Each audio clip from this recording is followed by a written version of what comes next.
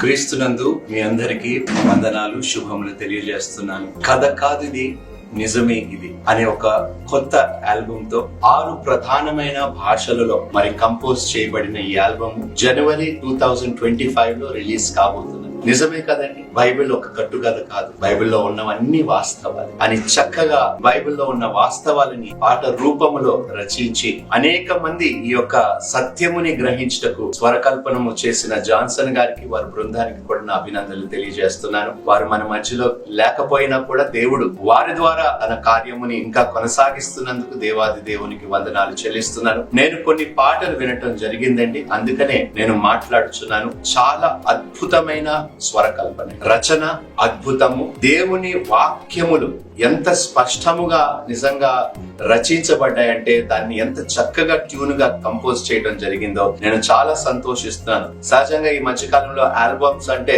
ఒక సాంగ్ వల్లే ఉంటుంది కానీ అందులో ఒక ఇమోషన్ గాని, ఒక సత్యము గాని, ఒక ఫీల్ గాని మనకి మిస్ అవుతుంది.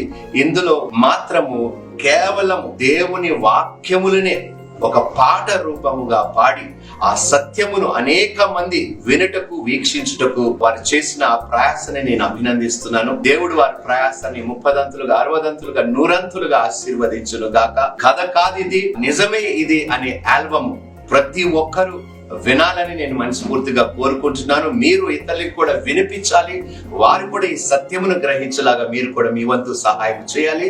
ఈ ఆల్బమ్ ని మీరు ప్రోత్సహించాలని మనస్ఫూర్తిగా కోరుకుంటూ, నేనైతే ఈ పాటలు విని ఆశీర్వదింపబడ్డాను. 2025 జనవరిలో తప్పకుండా ఈ పాటలు మన సంఘములో కూడా పాడటానికి మేము ప్రయాసపడతాం. Thank you so much. God bless you. ఈ కథ కాదు ఇది, నిజమే ఇది ఆల్బమ్ కోసం ప్రయాసపడిన వారందరికి మరొకసారి నా శుభములు తెలియజేస్తున్నాను. దేవుడు ఇంకా రాబోయే దినములో మీ ప్రయాసని బహుగా ఆశీర్వదించుగాక.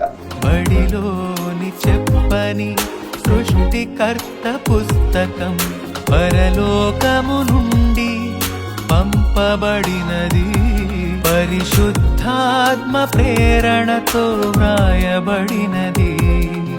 కథ కాదిది, నిజమే ఇది, ఆ దేవుడే రాసినది.